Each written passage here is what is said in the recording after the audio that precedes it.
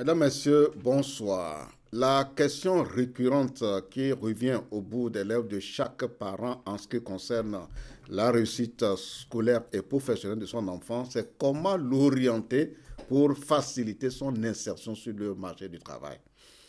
Pour apporter des réponses à cette question, nous allons recevoir dans un instant pour vous un spécialiste d'un outil innovant. Eh bien, en appliquant cet outil à votre enfant, vous allez réduire au maximum la marge d'erreur. Et cela facilitera un choix porteur de réussite.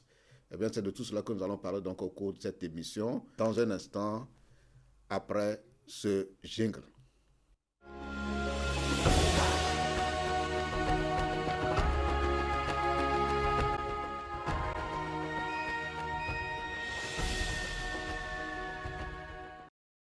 Monsieur Adimo, bonsoir. Bonsoir, Monsieur Marcel. On Comment vous est allez? très bien. On est content de vous revoir après peut-être 2 ans que vous êtes passé sur ce plateau, de vous revoir dans l'émission Débat Éducation.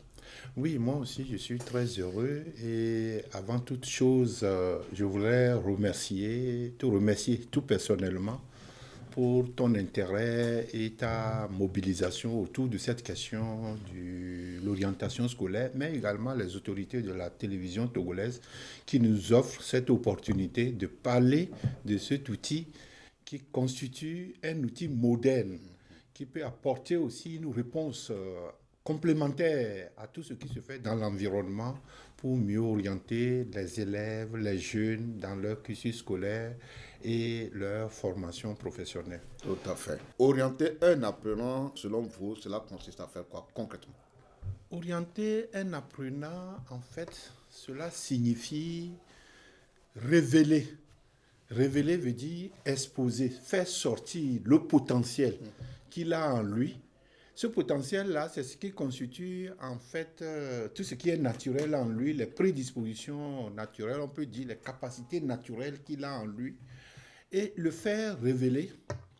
Et faire en sorte que lorsque c'est révélé, on détermine, on identifie l'adéquation, la compatibilité de ce qui l'intéresse beaucoup plus, ce qui le passionne beaucoup plus. Et faire en sorte que lorsqu'on trouve ce qui le passionne, l'adéquation, la compatibilité avec les métiers et les formations, pour qu'on lui donne beaucoup plus de probabilité de succès sur ce qu'il va faire, soit dans la formation aussi, mais pour entrer aussi dans le métier. C'est ce qu'on appelle orientation. Et donc, c'est un outil qui a été mis en place par une entreprise experte et éditeur des tests psychométriques qu'on appelle Central Test. Donc, nous sommes appropriés parce que nous avons fait de la formation des formateurs et nous sommes un consultant formateur agréé pour eux en tant qu'individu à Dimon, mais également avec mon cabinet consulting, nous avons un partenariat stratégique, partenariat pour promouvoir les outils qu'ils ont mis en place. Fidèles téléspectateurs, cet outil s'appelle Atout Orientation. On en avait déjà parlé dans cette émission quand nous avons reçu il y a à peine 2 ans M. Adimon sur ce plateau, à l'occasion d'un entretien que nous avons eu avec les élèves du lycée d'Aimé à Tchévier dans la région maritime. Nous leur avons posé la question de nous dire leur choix professionnel de demain quand ils vont avoir leur baccalauréat, quand ils feront leur formation peut-être universitaire. Je vais m'inscrire en médecine, soit en chimie, pour devenir docteur ou chimiste. J'ai toujours rêvé d'être pédologue. L'homme vit grâce à l'agriculture, de la nourriture. Donc, j'ai envie d'être pédologue pour étudier les sols, pour que le monde dans lequel nous vivons, nous ne soyons pas affamés. Soit d'être gestionnaire dans une entreprise de communication privée. Et après mes études, j'aimerais devenir ingénieur en construction de bâtiments et de ponts. Et j'avais un rêve aussi de faire la haute couture. Et pour avoir certains styles, parce que j'aime la mode aussi. Moi, après mes études, j'envisage de devenir chirurgien esthéticien. Mon deuxième métier, j'envisage de devenir Mécanicien avion, voilà. J'aimerais devenir une grande commerçante de pagnes et une décoratrice. Moi, après mes études, j'aimerais embrasser l'enseignement. Et j'aimerais être professeur plutôt de la SVT, parce que c'est une science que j'aime beaucoup. Et pour aussi devenir informaticien, parce que je suis un peu doué dans l'informatique et c'est une chose qui me plaît beaucoup. Moi, après mes études, j'aimerais devenir une conductrice d'engins lourds ou soit faire la cuisine. Après mes études, j'aimerais embrasser les logiciels informatiques parce que j'aime beaucoup m'intégrer au système et oui, j'aime beaucoup ça. Et aussi, j'aime aussi faire la cuisine et j'aime aussi faire la cuisine, spécialement la pâtisserie. Je suis élève en terminale D et j'envisage après le bac embrasser la médecine car j'ai toujours adoré l'anatomie de l'homme. En deuxième option, je crois que je choisis la physique parce que j'adore aussi la manière dont on fabrique les trucs. Moi, j'aimerais, après mon bac, faire l'ingénierie en robotique parce que j'aime beaucoup les robots. J'aime faire des robots et autres. Ou soit en deuxième option, j'aimerais faire ingénieur en aéronautique. Après mes études, j'aimerais embrasser et bien faire de la banque finance ou bien être une styliste modéliste. Moi, après mes études, j'aimerais devenir une ingénieure en agronomie parce que tout ce qui nous nourrit, c'est la terre. Et à part ça, j'aime aussi la pisciculture et le commerce. J'aimerais devenir un romancier ou soit un joueur de football. Monsieur le DG, vous avez suivi les élèves du lycée d'Aimé, ils se sont exprimés. Votre commentaire avant qu'on entre dans l'outil innovant pour lequel nous sommes sur ce plateau. Oui, merci beaucoup Marcel. Ce qui me vient à l'esprit quand je les ai écoutés, c'est ce qui les passionne. Exact. Ce qui les passionne, c'est ce qui les motive. C'est au plus profond d'eux-mêmes. Exact. Et ils disent, j'ai un rêve de faire ça. En deuxième position, je vais faire ça. Mais attention, parce que l'environnement peut aussi les tromper. Parce qu'ils ont vu faire M. Kofi Adjimon. Ils disent, bon, moi aussi, je vais être comme Kofi Adjimon. C'est là où... Quelquefois, c'est leurs parents aussi qu'ils ont vu faire. Parce qu'ils ont vu faire leurs parents. Exact. Soit leurs parents font ce métier, ils ont vu faire, ils ont envie de faire. Et ils disent de rêve. C'est pour ça que orienter permet de confirmer. Pour voir si ce qu'ils ont dit là, est-ce que c'est vraiment ça? Parce que dans tous les métiers qu'ils ont cités là, vous allez voir, il y a des métiers qu'on appelle, il y a des métiers de la main. Ouais. Parce qu'ils disent, je veux être ingénieur, je veux être ceci. Ouais. Il y a des métiers qui font appel à la science. Enseignant, chercheur, médecine. Il y a des métiers qui font appel à de l'art. C'est-à-dire tout ce qui est créatif, imaginatif. Il y a des métiers qui font appel à comment accompagner des gens qui sont en difficulté parce que d'autres ont dit ici, moi je vais accompagner, je vais être décoratrice, mais je veux être comptable et finance, banque. Donc il y a des métiers qui font appel aussi à ça, c'est les données et les chiffres. Et donc ils l'ont dit, c'est très bien, mais il faut confirmer ça. J'ai déjà eu à rencontrer ces cas-là. On confirme maintenant avec un test qui est plus scientifique. Parce que c'est des outils certifiés ISO. Donc, où la marge d'erreur est très faible. En ce moment, on confirme ce qui est en eux comme potentiel. Est-ce que ce potentiel-là, est-ce que c'est adéquat, c'est-à-dire compatible avec le métier, les métiers qu'ils ont cités ici? Et si ces métiers aussi sont porteurs aussi. Sont porteurs. Ouais. Et ensuite, maintenant, est-ce qu'il y a ces formations aussi pour pouvoir les faire? Voilà à quoi consiste l'orientation avec tout ce que ça exige, de tout le processus et de tout l'accompagnement après qu'un enfant ait subi ce test. Voilà. Alors, fidèles téléspectateurs, nous tenons d'abord à dire merci à M. Adjimon qui a accepté de venir nous éclairer sur cet outil innovant. Cet outil s'appelle Atout Orientation. Alors, la question, c'est de nous dire Quand on parle atout orientation, c'est quoi exactement? Comment ça fonctionne? Quel est l'intérêt pour un apprenant ou un parent de faire administrer cet outil-là à son enfant? Oui, atout orientation, c'est un outil ou un test, une solution qu'on appelle les solutions psychométriques qui permettent de mesurer le comportement humain. Et atout orientation cherche à comprendre ce qui passionne quelqu'un, ce qui est son intérêt, ce qui le motive, ce qui l'amène spontanément sur une activité pour qu'il soit ainsi investi. C'est-à-dire tout ce qui va le rendre heureux ou épanoui. Donc, atout orientation est un test qui permet d'identifier plutôt l'intérêt. L'intérêt, c'est différent de la compétence.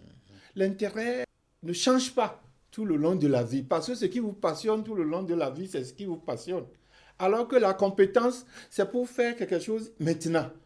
Et l'intérêt, c'est tout le long de votre vie. C'est pour ça que Atout Orientation a été mis en place par une entreprise qui s'appelle Central Test et qui est un expert éditeur de ces tests psychométriques-là et qui permet de révéler le potentiel, les prédispositions naturelles qui font que quelqu'un est passionné pour, qui fait que quelqu'un s'intéresse à quelque chose qu'il veut faire spontanément parce que ça le rend heureux. Et ce faisant, lorsqu'il révèle ceci, on fait la détermination maintenant des métiers qui sont compatibles avec cette passion.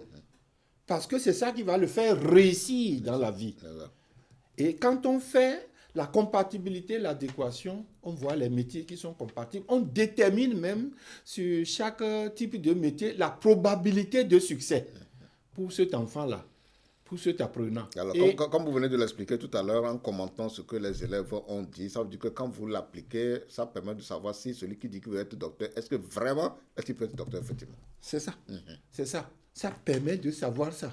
Et quand on a le profil, parce que là, en nous, le potentiel qu'on a, il y en a plusieurs sortes qui sont en nous. C'est-à-dire qu'il y a du potentiel. Ce qui passionne quelqu'un pour faire les métiers de la main, ce qui passionne quelqu'un et il est doué sur les sciences et la technologie, ce qui passionne quelqu'un sur ce qui est créatif, ce qui est imaginatif, ce qui est conceptuel, ce qui est beau, ce qui passionne quelqu'un pour accompagner des gens qui sont dans des conditions de vulnérabilité, les aider, être altruistes. Ce qui passionne quelqu'un pour être un meneur d'hommes, prendre des risques et être un leader qui tire les autres, qui vend des idées aux autres. Ce qui passionne quelqu'un pour être discipliné, organisé, qui a de la méthode, qui aime les données et les chiffres.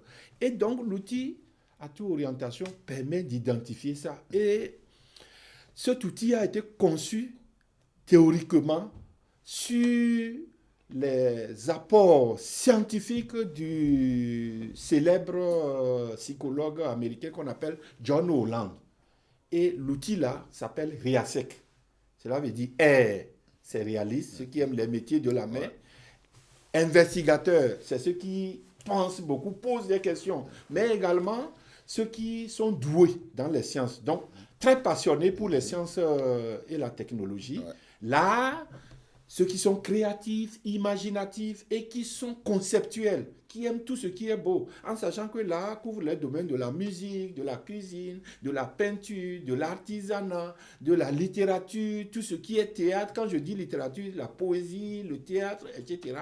Et les métiers qui sont liés maintenant à du social, c'est-à-dire ceux qui sont altruistes, qui écoutent beaucoup parce qu'ils veulent aider les gens. Et ensuite, ceux qui sont des meneurs de groupe, qui osent, qui prennent des risques. Et ceux qui sont organisés, de la méthode. Et donc, quand on a mis ce test à un enfant, on découvre tout ce que je dis là. Et on voit qu'est-ce qui le passionne le plus. Donc, on appelle ça l'intérêt dominant.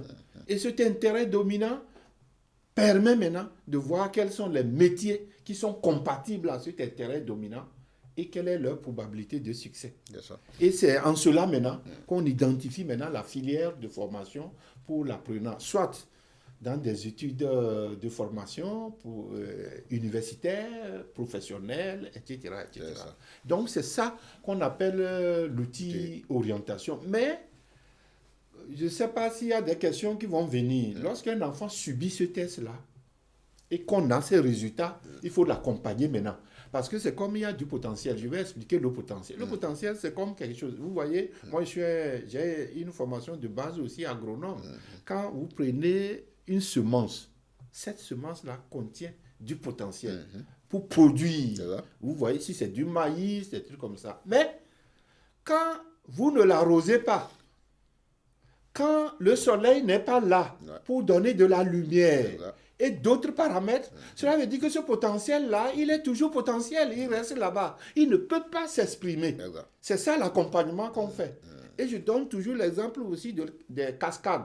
Vous voyez, dans notre pays, nous avons des cascades, surtout dans la région des plateaux. De l'eau naturelle qui sort. Mais cette eau naturelle-là, elle est naturelle, elle a une force qu'on peut transformer pour faire de l'électricité, qu'on peut transformer pour faire de l'eau à boire, qu'on peut transformer pour faire de l'irrigation, faire l'agriculture.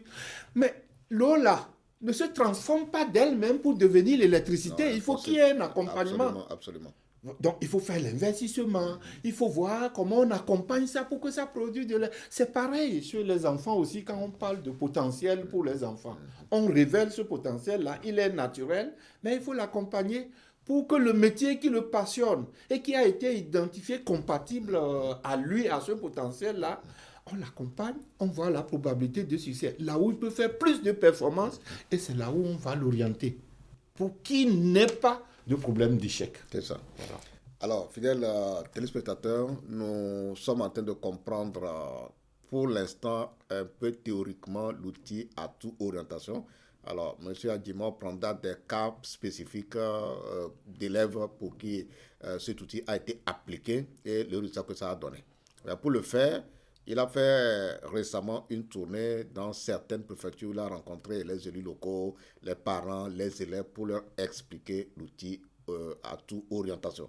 Alors, M. Adjimor, dites-nous, ceux que vous êtes allés rencontrer, quelle est l'appréciation qu'ils ont eue de cet outil? Est-ce qu'ils ont compris? Je suis allé sur le terrain.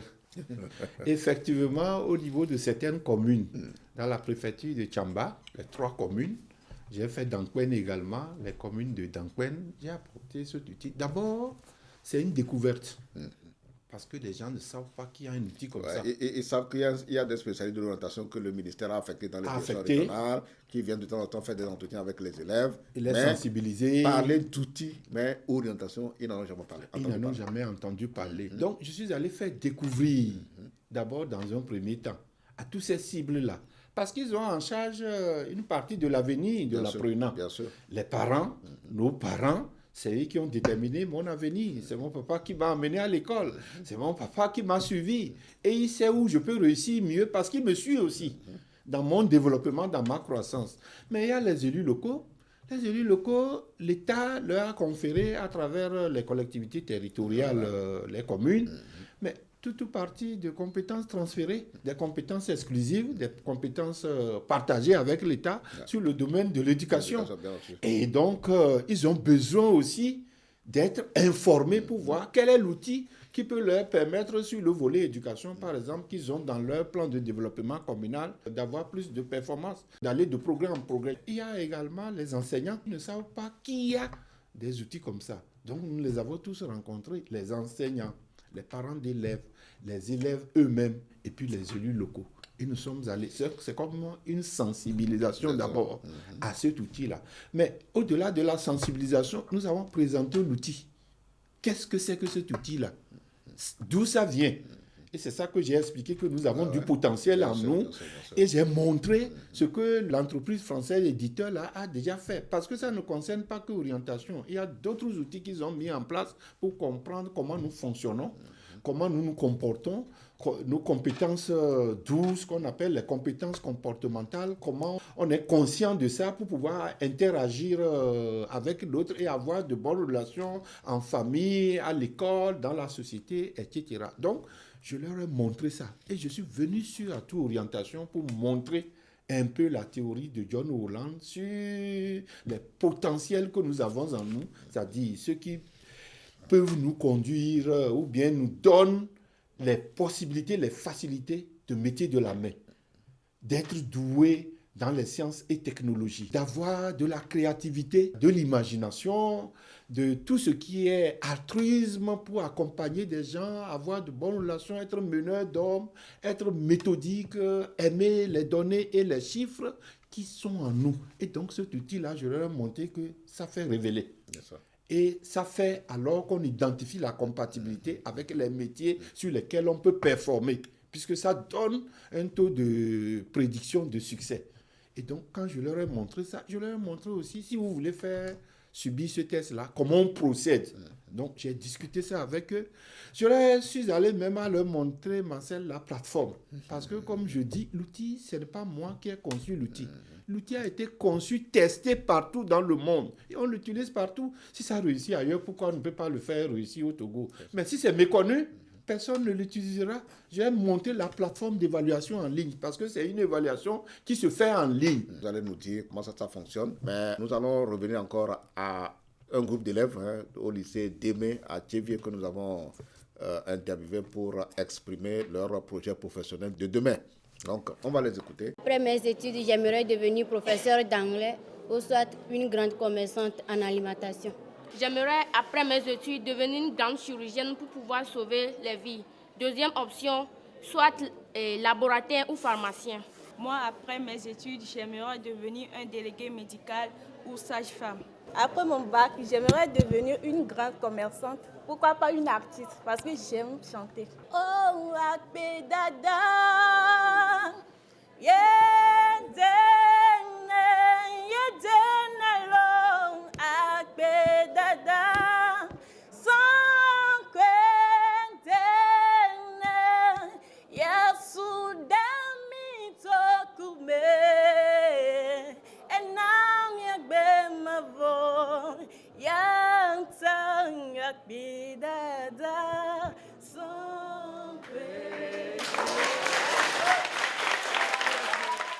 Mon rêve, c'est devenir un prof d'SVT, faire les expériences avec mes élèves ou devenir un géologue, étudier des roches et sensibiliser la population sur les accidents des mouvements des plaques.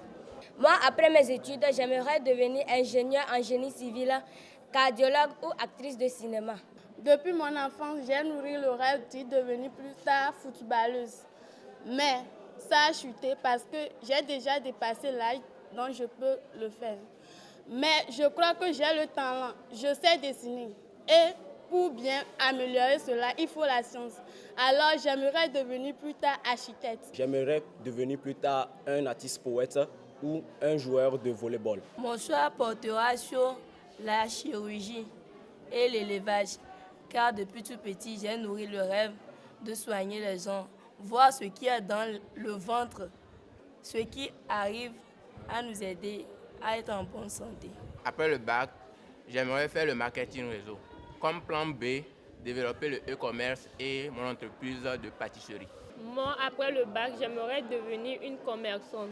Comme plan B, j'aime trop l'anglais et j'aimerais voyager dans le monde, parler l'anglais, voir aider les gens mieux s'exprimer en anglais. Après mon bac, j'aimerais embrasser la chimie. Pourquoi pas développer des vaccins contre les maladies, pourquoi pas contre le sida. Et à part ça, j'aimerais bien développer la cordonnerie. Est-ce que ça doit être la cordonnerie ou plutôt les chaussures? Pourquoi pas avoir une marque qui bat Balenciaga, qui bat Louis Vuitton, une marque de chaussures? Moi, j'ai 3 options. Premièrement, être psychologue ou bien être chef dans une entreprise de recherche. Les films de recherche FBI et autres là, enquête et autres. J'aime ça aussi. Ou bien le mannequinat aussi, quoi. Après mon bac, j'aimerais devenir médecin militaire ou expert en informatique ou soit agronome. Après mes études, j'aimerais devenir docteur gynécologue pour sauver la vie des femmes enceintes ou soit pilote d'avion. J'aimerais devenir agronome ou soit scénariste parce que j'aime beaucoup le cinéma. Élève en classe de seconde, j'aimerais devenir plus tard technologue en laboratoire médical, soit docteur neurologue et avoir comme activité génératrice l'esthétique. Monsieur DG, les élèves se sont exprimés. Une fois encore, votre commentaire, comme vous l'avez fait précédemment. C'est les mêmes commentaires que j'avais fait, quoi. C'est des rêves. C'est vrai, c'est ce qui les passionne. Ce qui les passionne, c'est ce qui les motive. Exact. C'est en fait ce pourquoi, c'est comme la vie pour eux. C'est sans ça, la vie n'est rien pour eux. C'est ça qu'on appelle l'intérêt. Mais maintenant, il faut vérifier cet intérêt-là par ce test-là. Maintenant, si on les prend, qu'est-ce qu'ils doivent faire pour qu'on puisse confirmer qu'ils veulent être médecins, ils veulent être agronomes? Ces enfants-là, maintenant, qu'est-ce qu'il faut faire? D'abord, comme c'est un test en ligne, pour faire ressortir le potentiel, comme je venais de l'expliquer. Ça veut dire qu'on est rentré maintenant dans la phase pratique. Dans la phase pratique de l'outil. C'est la phase pratique de l'outil. Allons-y. Et qu'est-ce qu'il faut faire d'abord? D'abord, il faut identifier la personne, l'élève, l'apprenant là, sur la plateforme. C'est-à-dire pour que la plateforme reconnaisse la personne que c'est M. Adjibon Koufi. Et donc, il doit donner son nom, il doit donner son adresse email, il doit donner son numéro de téléphone, normalement le pays de résidence. Mais comme je suis au Togo, j'ai ça déjà. Et si la personne est du sexe madame, monsieur, je mets tout et je valide. Quand on valide, cela veut dire que la personne est identifiée. Donc, il est sur la base de données de la plateforme. Et une deuxième étape maintenant, quand il est maintenant, moi, parce que je suis abonné à cette plateforme-là, parce que je vous ai dit que je suis un partenaire, je suis abonné, et donc je suis un administrateur évaluateur. Donc, je prends le nom de l'apprenant X et je demande à la plateforme maintenant, envoie à l'apprenant X ou à l'apprenant Y le test à toute orientation. Et c'est un questionnaire alors? Et la personne reçoit ça maintenant sur son adresse email. C'est un questionnaire? C'est un questionnaire. Okay. C'est comme un lien. Il clique sur le lien et comme vous l'avez dit, il se trouve en face d'un questionnaire. Donc, c'est des questions qui sont préparées de façon scientifique, testées. Ça fait une 80aine de questions. Et il répond à ces questions pendant 10-15 minutes, sans l'aide de quelqu'un. Parce que si j'aide Marcel à faire ça, cela veut dire que ce n'est pas le potentiel de Marcel qui va sortir dans les résultats, c'est mon potentiel à moi. Il répond. Pourquoi le temps aussi est limité? Parce qu'on parle de prédisposition. C'est ce qui est naturel. Ce qui est naturel est spontané. Quand on a demandé aux élèves, ils n'ont pas hésité pour dire, moi je vais faire ça, je vais faire ça. Il n'a pas tâtonné. Donc c'est pour ça que le temps est limité. Et quand il finit sur la plateforme, il suit. Les questions, il répond, et à la fin, il lui demande, mais confirmez vos réponses. Peut-être qu'il veut changer quelque chose. Il confirme ses réponses. Et après, il y a un bouton, cliquez sur envoyer. Et toutes ces réponses, il ne les voit plus. C'est parti sur la plateforme de Central Test qui les traite, qui les analyse et produit maintenant un rapport sur l'apprenant. Voilà, que vous allez interpréter. Tout à fait. Donc le rapport, moi je le reçois ou je le récupère sur la plateforme et j'envoie ça à l'apprenant. Il le lit. Nous organisons une séance de restitution et interprétation pour que je lui explique les résultats clés pour qu'il les comprenne. Et c'est en ce moment-là que les choix vont intervenir. Mais les résultats se présentent sous forme de comment? Avant les résultats, fidèles téléspectateurs, nous allons afficher le numéro de M. Adjibon parce qu'au vu de tout ce qu'il explique, probablement les élèves, les parents seront intéressés pour prendre contact avec lui pour voir comment il peut aussi leur administrer cet outil. Alors, donc, les résultats maintenant, M. Adjibon? Les résultats. Quand j'envoie les résultats, je conseille de lire. Voilà.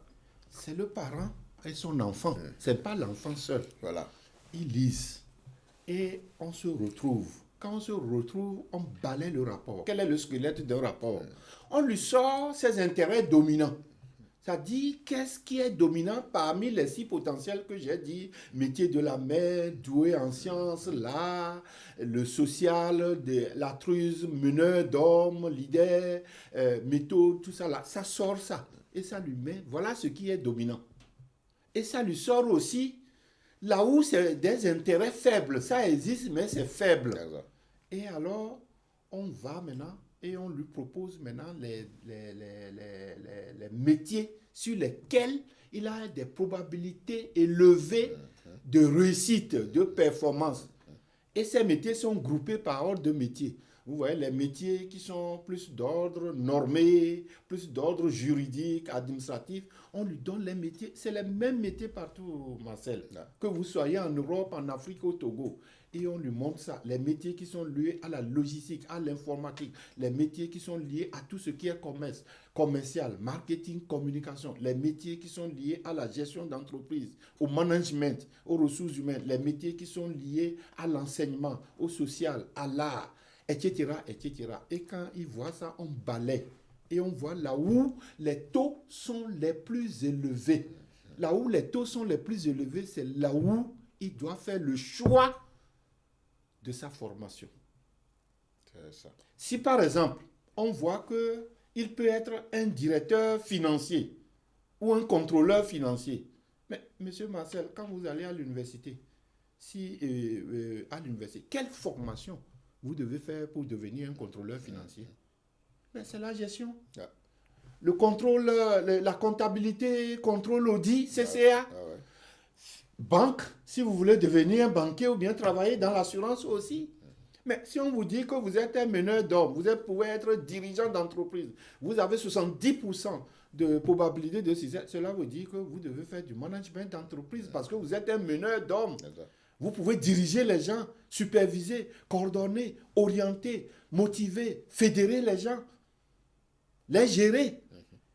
Si on vous dit que vous pouvez être un enseignant-chercheur, mais vous allez prendre la branche de l'enseignement pour préparer une thèse et s'orienter vers l'enseignement. Si on vous dit que vous pouvez être docteur, comme ils ont cité les métiers, donc vous pouvez être médecin, mais vous choisissez quoi? La médecine. Si on vous dit que vous devez être un directeur des ressources humaines, mais pour devenir directeur des ressources humaines, ce n'est pas les nominations, vous devez avoir une compétence de base et donc vous devez faire la gestion des ressources humaines. C'est comme ça et on les classe maintenant selon l'ordre décroissant, c'est-à-dire là où il y a les taux les plus élevés vers les taux les plus bas. Maintenant, le choix c'est à vous. Monsieur Adimon ne fait pas le choix parce que c'est toi qui connais ce qui te passionne. Quand tu as ça là, 3-4 possibilités. Mais moi je pose la question tout simplement, qu'est-ce que tu as vu maintenant, non? Soit tu le dis, on peut te conseiller, ou bien vous allez vous discuter avec votre... Mais quand on fait la restitution, ce qui est intéressant, je deviens de plus en plus... Parce que le papa dit, ah oui, Marcel, il est comme ça, hein. Depuis son enfance, quand tu le vois, tu vas voir, il prend des choses, il dessine, tu ne sais pas d'où ça lui vient. Tu vois, le papa confirme. C'est d'ailleurs pourquoi la présence du parent est nécessaire aussi, ce n'est pas l'enfant seul. Ils doivent maintenant discuter pour faire les choix. Et le choix maintenant, c'est dans l'environnement. Nous avons un environnement de formation au Togo. Il y a les écoles de formation courte, il y a les universités qui donnent, ou bien où il y a ces filières de formation. Donc, il faut les chercher pour voir où se trouve la filière de formation qui correspond, qui est adéquat, compatible à mon profil.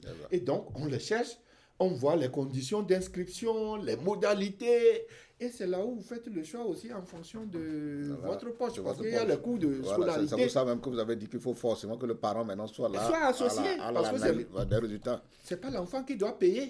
Peut-être que la formation là n'est pas au Togo. Si le papa sait que je vais envoyer mon enfant à Abidjan, je vais envoyer au Maroc, je vais l'envoyer aux États-Unis. Ça dépend des possibilités du parent. Mais j'insiste toujours, après le choix, il faut accompagner.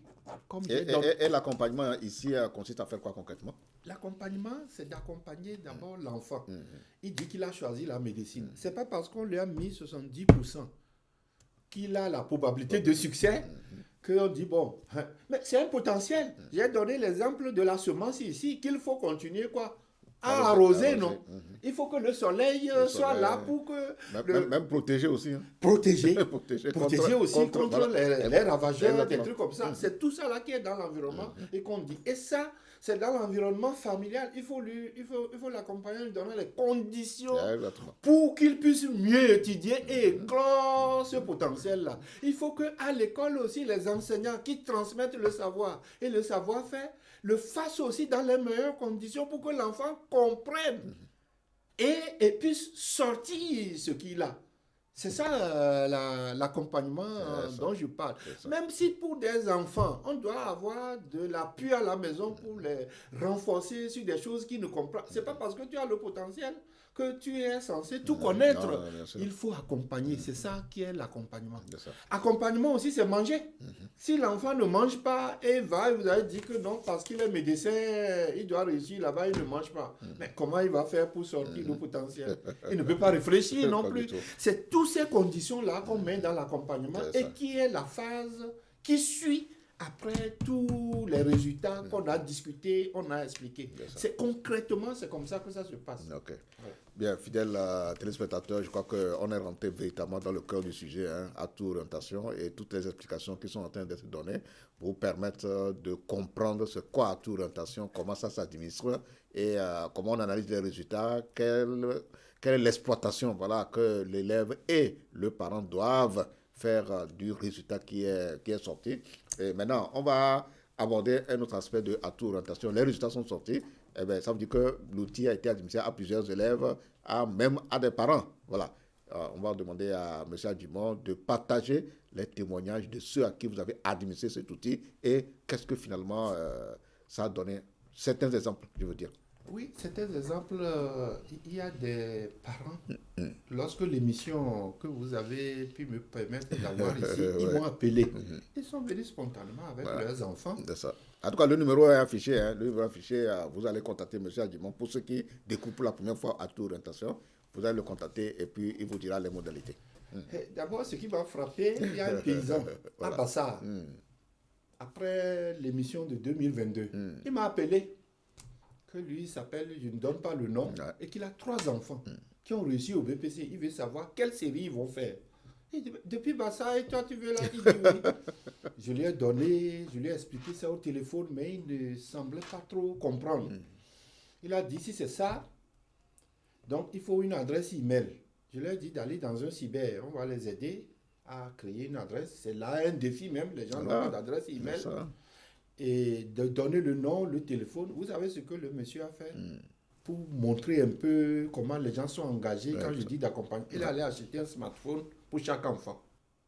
Je dis un smartphone pour chaque enfant, pour que chaque enfant puisse faire le test, puisqu'ils n'ont pas d'ordinateur. Il leur a acheté, il est allé, on leur a fait les adresses email. J'étais à une mission sur le terrain, à Guérenkouko d'ailleurs, et je suis venu dormir là-bas. Mais je les ai pris. Il était venu, il est assis, parce qu'il veut comprendre. Et les enfants ont fait le test. Je les ai aidés à se connecter sur leur adresse pour pouvoir recueillir le questionnaire et le faire. Et ils ont fait le questionnaire. Et ça a permis de les orienter. Je me rappelle un qui faisait la G2, qui devait faire la G1, et puis un qui devait faire la D. Et il les a mis, les enfants, bon. Si je donne le nom, on peut l'appeler, les enfants ont continué tout naturellement. Et d'ailleurs, il y a un aussi qui est venu comme ça pour orienter pour les séries. Parce que ce n'est pas pour le bac, pour aller à l'université, une formation. Après même, le BPC, par exemple. À partir du BPC aussi pour choisir la série. Exactement. Mais ils sont venus et l'enfant lui-même, il a eu peur. Il dit non, moi, la D, je ne peux pas faire. J'ai peur des maths. Lui-même, il était déjà peureux et le parent dit, mais c'est ça les résultats, il faut aller. Et quand ils sont allés, effectivement, c'est un autre aspect encore qu'on voit sur le terrain. Au lycée où il est allé, dans la zone où il habite, à Lomé que j'étais, mais le censeur, ceux qui recrutent, ils ont regardé les bulletins. Et on dit, les notes de maths, physique, chimie, c'est pas bon. C'est pas bon. Et donc, il ne peut pas embrasser telle formation. Voilà, on dit que c'est la A qu'il doit faire. Ils m'ont appelé même de là. Que, on est allé, je dis, mais c'est à vous d'insister. Parce que c'est votre enfant aussi. Vous insistez. C'est un conseil qu'on vous donne. Même dites que vous avez fait quelque chose. Ils ont insisté, Marcel. Et l'enfant a pris la série D. Il est à l'université.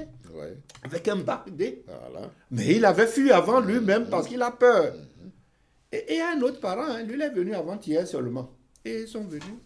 Il m'a appelé. C'est pas bouche à oreille. Et ils sont venus avec les bulletins. L'attestation de bac. Et ils me tendent ça. Que de regarder d'abord. Je dis non, moi je ne regarde pas ça.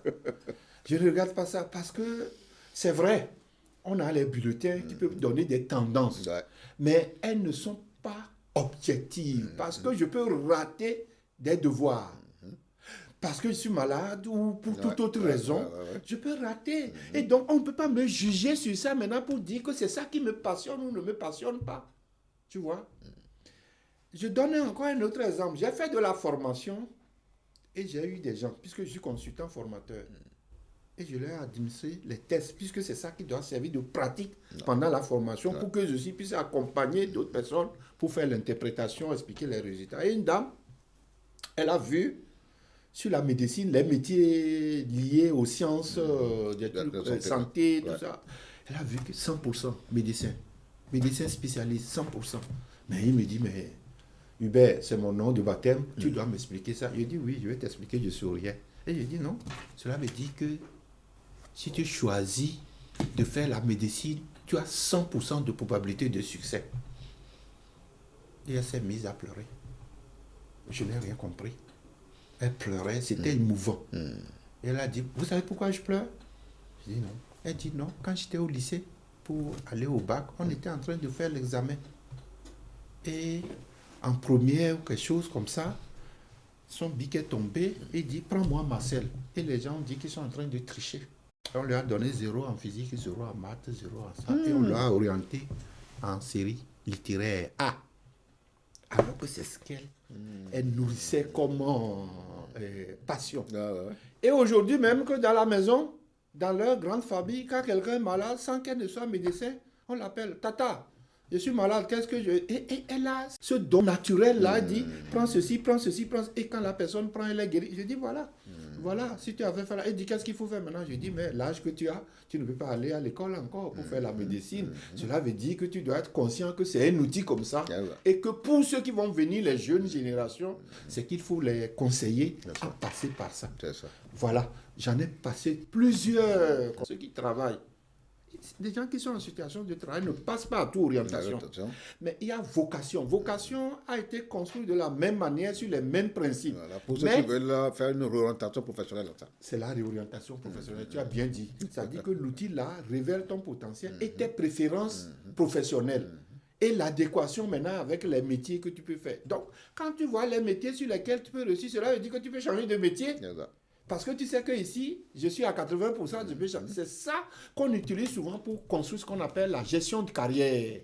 C'est ça. Et j'en ai passé aussi aux gens.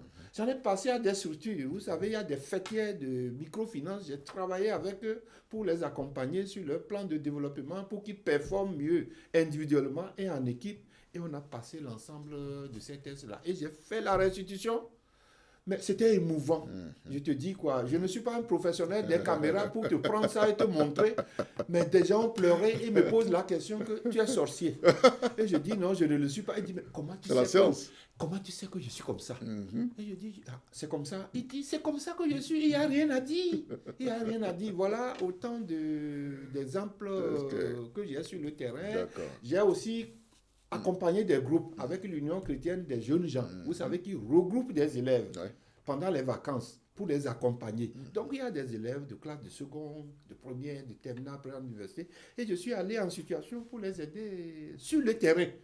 Donc, les gens n'ont même pas d'adresse email. On leur a aidé à créer des adresses email. Comment rentrer dans sa boîte pour récupérer le lien et faire ça. Mais c'est devenu comme un jeu et c'est bouillant. Tout le monde était content. Les gens ont appelé leurs parents que ce monsieur-là, il s'appelle Adimon, hein, il faut le voir pour moi, papa. Ce n'est pas ce que je t'avais dit. Je ne devais pas faire ça. Et ça, c'est vraiment quelque chose qui peut booster. Je ne rejette pas tout ce qui se fait aujourd'hui. Mais je dis que c'est quelque chose qui peut venir même booster. Comme on dit un levain. Lorsqu'on fabrique du pain, on met le levain pour que ça gonfle. Ça peut gonfler la performance de ce que nous avons aujourd'hui en matière d'orientation scolaire et professionnelle. Fidèles téléspectateurs, nous tenons à remercier véritablement M. Adimon qui partage de toute façon de très belles expériences de ceux à qui est appliqué l'outil orientation et l'outil vocation pour ceux qui veulent faire une orientation professionnelle. Et nous l'avons dit, le numéro de M. Adimon est bien affiché. Eh bien, ceux qui sont intéressés, en tout cas pour l'approcher et voir comment vous appliquez l'outil orientation, eh bien, vous pouvez le contacter. Alors, M. Adimon, nous allons aborder un problème aussi sérieux au niveau de la jeunesse. Parce que quand on fait l'outil orientation, c'est pour que la personne se forme pour, disons, faciliter son insertion sur le marché du travail. Mais il se trouve qu'aujourd'hui, le problème de chômage prend une certaine allure inquiétante, malgré tous les efforts de toute façon qui sont fournis aussi bien par l'État que par les parents et autres. Et on recommande aux apprenants de choisir de se faire former pour se prendre en charge, quelle que soit la formation que vous faites. Alors, le problème de l'entrepreneuriat, le problème du chômage, quel est votre avis, quel est votre commentaire sur ça pour permettre véritablement aussi bien aux parents qu'aux jeunes de pouvoir s'en sortir? Merci Marcel. J'avais dit au début que on fait le focus sur Atout Orientation, mais il y a d'autres outils. Exact. Si c'est sur les jeunes et l'entrepreneuriat, il y a un outil qu'on appelle Entrepreneur. Là, ça veut dire qu'on doit vous recevoir encore dans un autre numéro pour rentrer véritablement dans les détails de cet outil. Je suis très d'accord. Voilà. Il y a un outil Entrepreneur. Okay. Et comme la personne a déjà fait la formation et il veut créer sa propre structure, s'auto-employer, même si on découvre dans l'outil orientation que est-ce que c'est quelqu'un qui peut s'auto-employer, qui peut manager les gens, vendre son idée, il y a l'outil Entrepreneur. Quand on a démis ça à quelqu'un, comme on le fait pour Atout Orientation, à un jeune comme ça, qui veut créer sa propre entreprise et s'installer lui-même et gérer d'autres, puisqu'il va recruter d'autres, il crée de l'emploi aussi pour d'autres. L'outil là permet de déceler son potentiel entrepreneurial. Qu'est-ce que ça veut dire le potentiel entrepreneurial qui est illustré par le quotient entrepreneurial? Cela veut dire que c'est étalé sur 100. Et on voit, lorsque vous avez une note plus faible, autour de 20, 30, c'est faible ça, parce que si vous êtes au-delà de 50, c'est plus fort, 60 comme ça. Cela veut dire que est-ce que vous pouvez créer une entreprise et gérer pour que ce soit viable? Ça c'est un. De deux, quand vous passez ce test, vous subissez ce test-là, on voit le besoin d'associer. Parce qu'on voit votre profil et le rapport va vous dire votre profil ne vous permet pas de créer votre propre. Vous devez travailler sur quelqu'un. Mais vous ne pouvez pas créer. Mais vous avez un profil, peut-être vous avez un profil d'expertise, vous pouvez être un gestionnaire. Donc, c'est ça qu'on appelle le besoin d'associer. Vous pouvez créer, mais ce n'est pas vous forcément qui devez gérer parce que vous ne pouvez pas gérer. Et d'ailleurs, je ne suis pas un spécialiste. La chambre de commerce, le centre de formalité d'entreprise est mieux placé quand on nous dit qu'il y a telle quantité d'entreprises qui ont été créées et à la fin de l'année, la moitié ou bien plus de 70% n'existe pas. Mais ça reflète bien ça là. Et donc, c'est quoi le profil? Les profils d'entrepreneurs, c'est des gens qui sont, on les appelle les profils commerçants, qui peuvent être des gens qui tchatchent. Communique, persuade les gens, le marketing, la communication. Il y a d'autres qui sont inventeurs, les startups. Donc, ils conçoivent de nouvelles choses. Il y a d'autres qui sont créatifs, des inventeurs, imaginatifs. Il y a d'autres qui sont que managers, des profils managers. Et il y a des profils artisans qui peuvent aider les autres à croître. Donc, quand je cite ces différents profils, il y en a 5, on voit maintenant ce profil-là. Il doit s'associer à quel profil pour que les deux forment un duo très fort. Et donc, le test te révèle d'abord, te révèle alors ceci. Ça, c'est ton profil. Après, il te révèle ta personnalité. Est-ce que tu es quelqu'un qui est créatif? Est-ce que quelqu'un qui peut prendre des risques? Est-ce que quelqu'un qui est tolérant au stress? Est-ce que tu es endurant? Parce que créer son entreprise, tu vas rencontrer des défis sur le chemin. Ce n'est pas au moindre défi que tu vas abandonner aussi. Mais on veut voir ça aussi. Mais on veut voir tes compétences techniques en tant qu'expert. La gestion, la comptabilité, l'informatique. Vous voyez, l'international. Vous savez aujourd'hui que pour faire du business, l'anglais... C'est d'ailleurs pour ça que même le Togo a adhéré au Commonwealth. Donc on voit ces éléments d'expertise-là. Et quand on les combine maintenant, toi-même tu vois si je vais faire, sur quoi je dois me renforcer en termes de compétences. Sur quoi je dois travailler, sur mes motivations. C'est ça que j'appelle l'accompagnement. Voilà. Et l'État doit créer ces conditions-là maintenant pour accompagner quand on a ces résultats-là. Et quelles sont ces conditions? C'est les dispositifs et les mécanismes pour accompagner, pour trouver l'argent. Parce qu'au début, tu n'as pas d'argent. Il y a des investissements à faire. Donc, tu dois trouver ça. Mais les dispositifs pour accompagner pour la formation et le coaching, l'environnement, les certifications de ce que vous produisez pour que ça soit vendable. Les circuits de commercialisation que tu dois avoir. Avoir accès d'ailleurs au marché. Agir sur la fiscalité pour qu'il ne paye pas trop, peut-être pendant ou bien des spécificités et accéder au marché parce que comme il n'a pas de moyens, il va préfinancer quand il a un marché. Mais il n'a pas les moyens. Ça, c'est les conditions que l'État doit créer. Voilà un peu ce qui entoure le test entrepreneur. Si c'est, je l'applique. Où? Je donne des cours dans certaines universités. Il y a une université derrière la foire qui s'appelle Energy Generation Business School. Et c'est des entrepreneurs, ils font MBA entrepreneur en résidence. C'est pour sortir, pour créer ta propre structure. Donc, quand moi je vais donner les cours de gestion de projet, je profite et je leur offre ça gratuitement. Ouais, ça. Donc, quand je leur offre ça, je dis qui est volontaire pour faire ça? Les gens lèvent la main. Qui est volontaire pour qu'on interprète ça en plénière? Il dit moi. Mais j'ai une fille à pleurer. Pourquoi je peux lui dire qu'elle ne peut pas être entrepreneur? Pourquoi elle est là ici? Elle a réussi déjà au concours. Je dis, vous pouvez aller. C'est ça qui est là. Et finalement, elle a demandé un coaching. Ben ça. Pour pouvoir... Accompagnement. Accompagnement, moi, je lui ai fait le schéma d'accompagnement, mais elle me dit qu'elle n'a pas l'argent pour pouvoir s'accompagner. Voilà un peu ce qui peut se faire pour l'entrepreneur. Maintenant, là où il y a des limites, maintenant, on fait d'autres tests aussi pour compléter, parce que le seul test n'est pas suffisant. Si on voit que pour manager, tu ne peux pas faire ça, on va te faire, il y a un test pour les compétences managériales et de leadership. On va te faire ça pour voir à quel niveau tu es et de quoi tu as besoin pour être accompagné. Tu vois? Si c'est pour la gestion d'équipe, parce que tu n'arrives pas à interagir avec les autres, tu te mets à l'écart. Alors que les objectifs de l'entreprise ne peuvent que se faire sur la base d'une confiance mutuelle, d'un esprit d'équipe, on te fait émotion.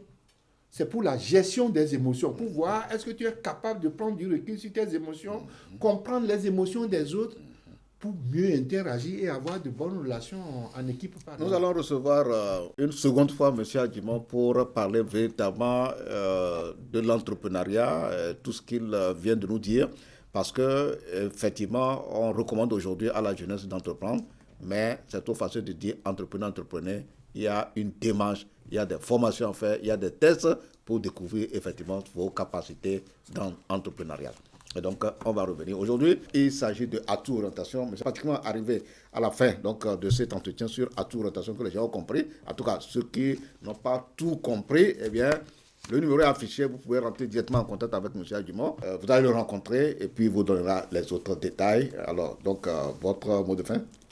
Non, c'est un appel que je fais d'abord vis-à-vis. Je vais commencer par l'État. Ouais. Parce que c'est les autorités décisionnaires. Je pense qu'un tel outil, une telle solution, qui vont compléter le travail qui est en train de se faire par le SINOPS, le Centre d'information de l'orientation scolaire et professionnelle. Tout à fait, il y a ça, mais qui vient aussi compléter le travail que font les structures déconcentrées, les directions régionales, les inspections sur le terrain, les directions d'école. Je lance un appel. Nous sommes disponibles. C'est pas nous qui avons conçu l'outil. Vous l'avez dit, ils ont... Et donc, l'outil, moi, je peux former.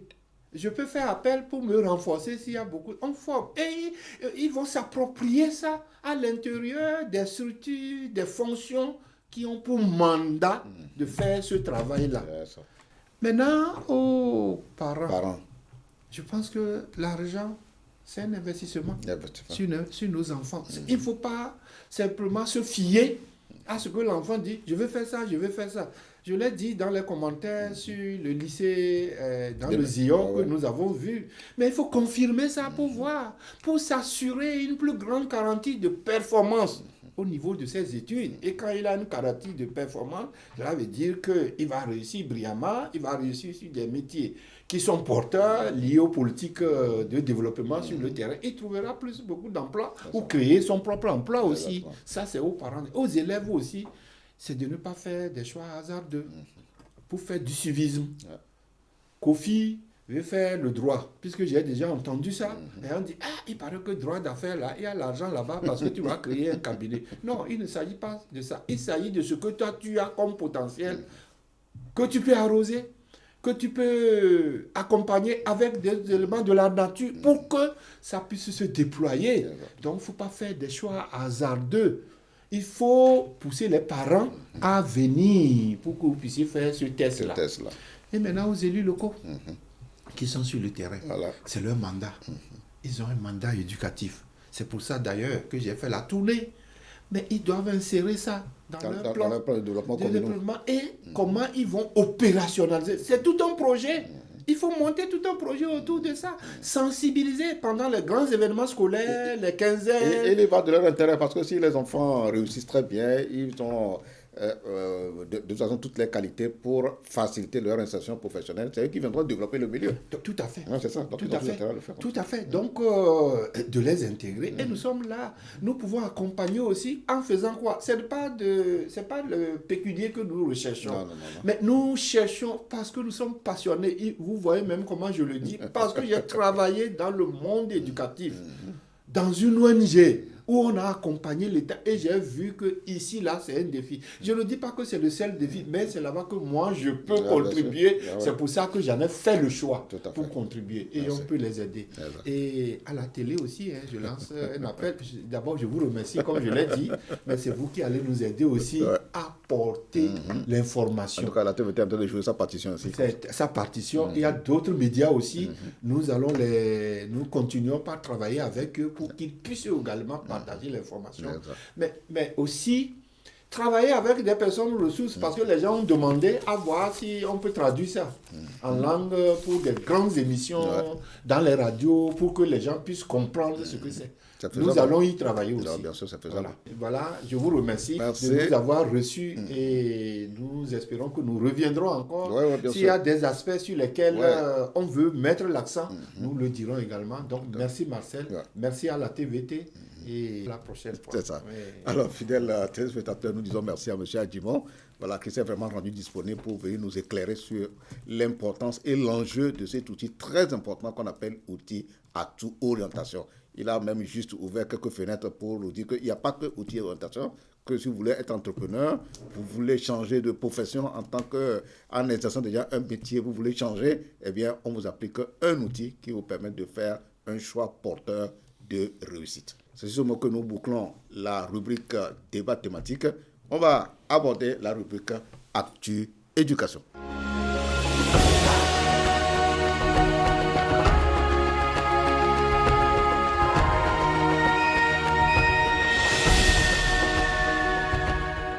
Dans la rubrique Actu Éducation, le ministère de l'enseignement primaire secondaire depuis 2022 a fait recruter des spécialistes d'orientation, parce que le spécialiste qu'on vient de recevoir tout à l'heure, l'expert qu'on vient de recevoir tout à l'heure, a parlé de Atout Orientation, c'est un outil qui permet d'orienter, mais au niveau du ministère, c'est des spécialistes qui ont été recrutés et déployés dans les directions régionales de l'éducation.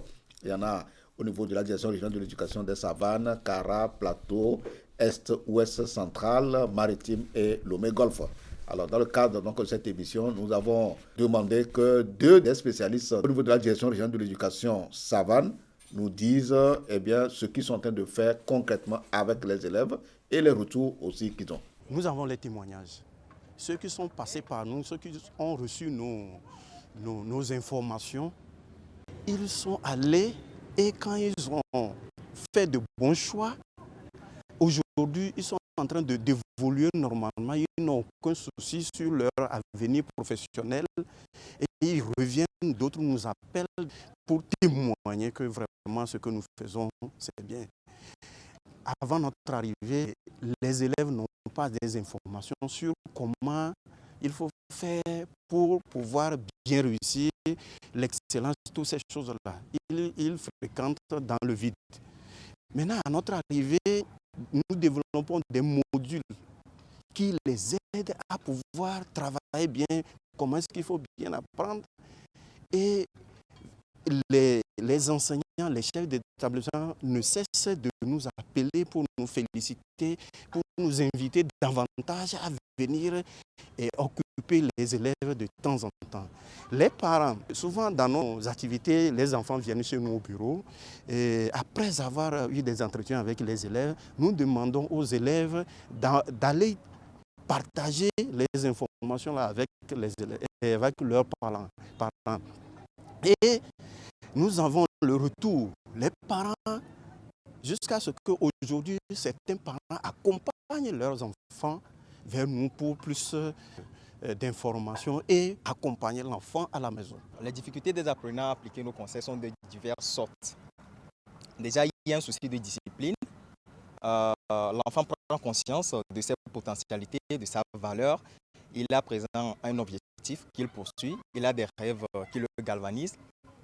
Il sait qu'il y a une série d'étapes à franchir pour pouvoir y arriver. Il sait quoi faire, quand le faire, comment le faire.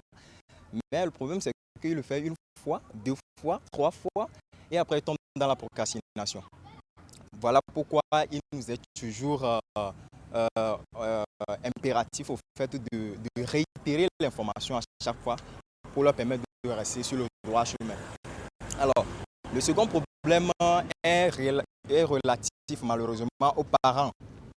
Parce que s'il est vrai que certains parents accompagnent leurs élèves jusqu'à l'accomplissement de leur projet professionnel, force est quand même de constater que certains parents semblent démissionnaires.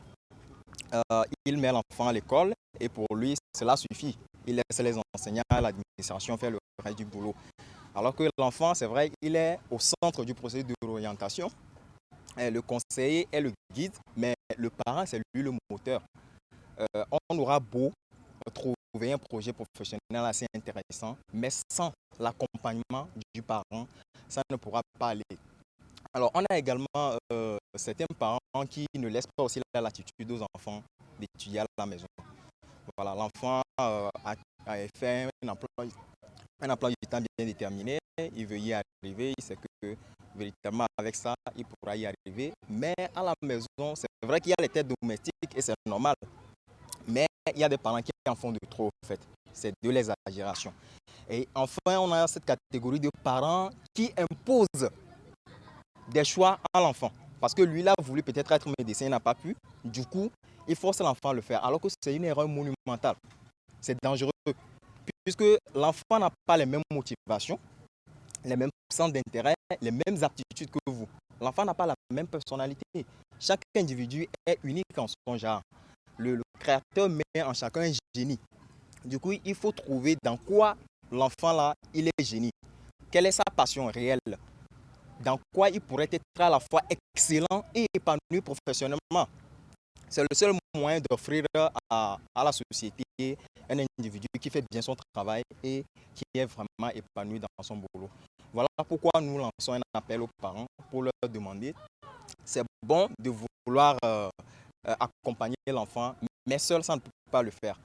C'est pour ça qu'il y a des conseillers dans toutes les régions aujourd'hui qui s'approchent des conseillers. Aujourd'hui, à la DRE, on a plein de parents qui accompagnent eux-mêmes leurs enfants jusqu'à nous pour suivre le processus et continuer le suivi eux-mêmes à la maison. Nous bouclons cette émission avec la rubrique Agenda Éducation.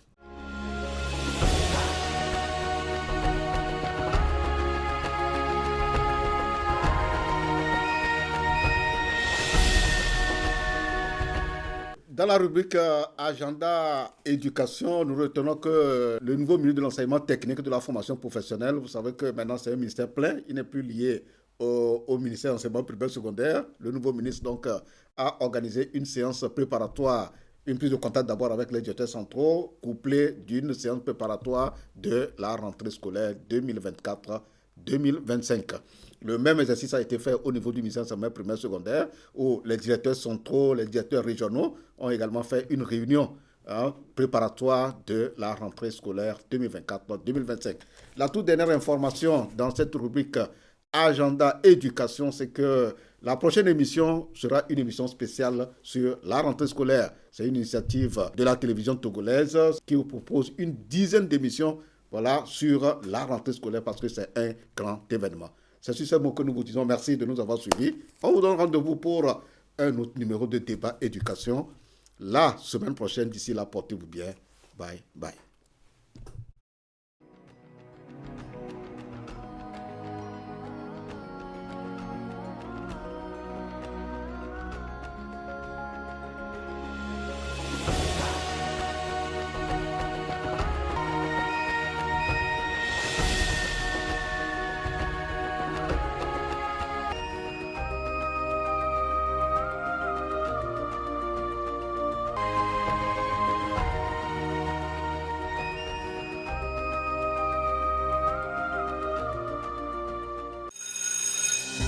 La rentrée scolaire 2024-2025, c'est le 16 septembre 2024. Ne manquez pas notre série d'émissions spéciales dès le 5 septembre 2024 proposée par la division de la production et des échanges de la télévision togolaise. Plongez dans l'univers passionnant des formations techniques et découvrez les filières qui ouvrent des portes vers des carrières prometteuses avec métiers du monde. Explorez le rôle essentiel des parents dans la réussite scolaire de leurs enfants dans « Et demain nos enfants ». La santé des élèves est primordiale. Avec Santé d'abord, prenez connaissance des enjeux cruciaux de la détection précoce des pathologies chez les enfants et leur bien-être pour une année scolaire réussie. Plongez au cœur des enjeux environnementaux qui touchent nos écoles et établissements scolaires dans Effet de serre. Découvrez les clés essentielles sur le rôle des parents dans la réussite scolaire avec Vivre ensemble. Avec Podium Jeunesse, les élèves en quête d'excellence auront des témoignages inspirants et des conseils pratiques pour réussir l'année scolaire. Dans Ciné-Ado, découvrez le rôle incontournable de l'enseignant dans la réussite scolaire. Débat Éducation vous amènera dans un débat passionnant sur la culture de l'excellence appliquée aux élèves. À votre avis, vous donnera les critères d'une bonne réussite scolaire. Avec Femmes et Développement, découvrez les familles dans la préparation matérielle, psychologique et financière de la rentrée scolaire 2024-2025. Bonne rentrée scolaire à tous les élèves.